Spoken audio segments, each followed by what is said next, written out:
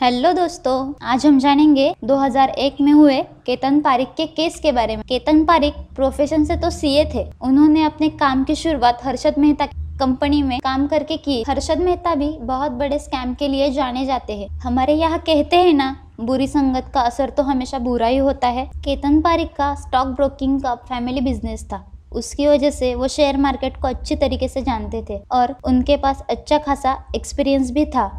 1997 से 1998 में technology sector में बूम चल रहा था और केतन पारिक जिस स्टॉक में इंटरेस्टली इन्वेस्ट करते थे वो था ICE stock. ICE stock IT, communication and entertainment sector से बिलोंग करता है।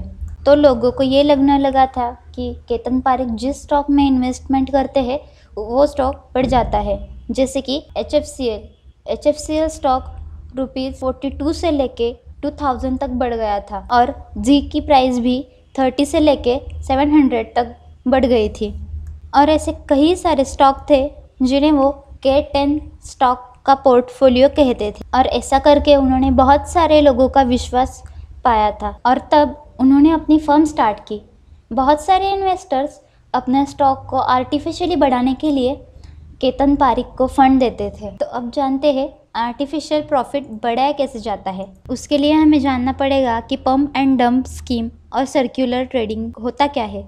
समझने के बाद ही आर्टिफिशियल प्रॉफिट के बारे में समझ जाएगा। बेसिकली कुछ लोग मिलके कोई कंपनी में 20 या 30% इन्वेस्ट करके उसके शेयर प्राइस इंक्रीज यानी कि पम्प कर देते हैं और उस शेयर को देख के बाकी के इन्वेस्टर्स भी इसमें इन्वेस्ट करने लगते हैं और जब वो शेयर प्रॉफिट में हो तब वो 20 या 30% इन्वेस्ट करने वाले लोग उस शेयर को डंप यानी कि निकाल लेते हैं। इसे कहते हैं पंप एंड डंप स्कीम। इस केस को सपोर्ट करने के लिए बहुत सारे स्मॉल ट्रेडर या ब्रोकर मिलके कंटिन्यूसली बाइंग और सेलिंग करते हैं ताकि उस स्टॉक की ट्रेडेड वैल्यू बढ़ जाए। लोग इसे देखकर इस स्टॉक में इन्वेस्ट करें और फिर ये स्मॉल ट्रेडर अपने प्रॉफिट को बुक करके निकल जाए।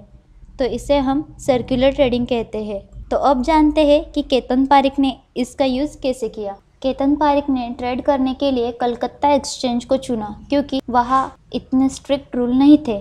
केतन पारिक का मोटिव इंस्टीट्यूशनल इन्वेस्टर को ट्रैक करने का था, जैसे कि corporates, banks, mutual fund, homes etcetera. Ketan Parikh जानते थे कि हाई वॉल्यूम पे ट्रेड करने से स्टॉक मार्केट में इफेक्ट होता है। वो खुद भी किसी भी स्टॉक में हाई अमाउंट पर इन्वेस्टमेंट कर देते थे। इससे वो स्टॉक प्राइस इंक्रीज होने लगती थी। मार्केट में ऐसे न्यूज़ के कारण बड़े इन्वेस्टर्स भी स्टॉक में पैसा लगा देते थे। तब केतन पारिक अपना हिस्सा निकाल लेते थे। ऐसा करके उन्होंने पंप एंड डंप स्ट्रेटजी का यूज़ किया।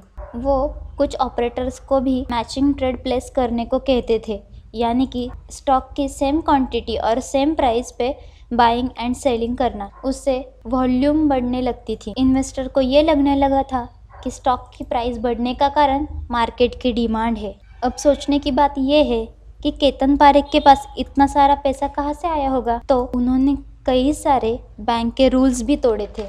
उन्होंने एमएमसीबी बैंक में काफ़ी सारे शेयर लेके बैंक में स्टेक ले रखा था क्योंकि वो बैंक से लोन लेना चाहते थे ऑन बिहाफ ऑफ पे ऑर्डर्स। पे ऑर्डर एक डिमांड ड्राफ्ट की तरह इन्वेस्टमेंट डॉक्यूमेंट है। वो बैंक किसी कस्टमर के बिहाफ में ड्रॉ करती और वो गारंटी प्रोवाइड करती है कि आपको ये अमाउंट मिल ही जाए।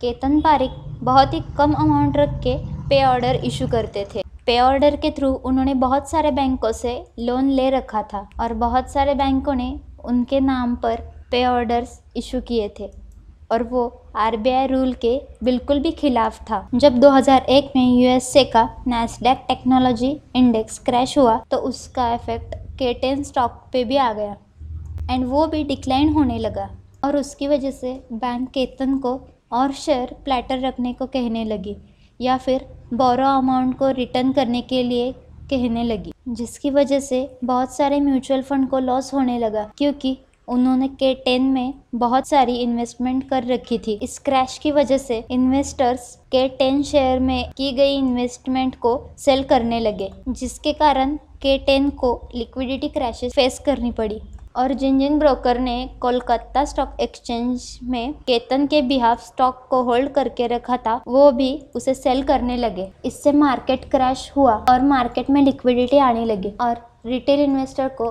2000 करोड़ का लॉस हुआ। और जब गवर्नमेंट ने इन्वेस्टिगेशन किया तब उन्हें पता चला कि वो पे order without sufficient collateral through issue किया था और उसके कारण एमएमसीबी बैंक को आरबीआई ने डिफॉल्टर घोषित कर दिया।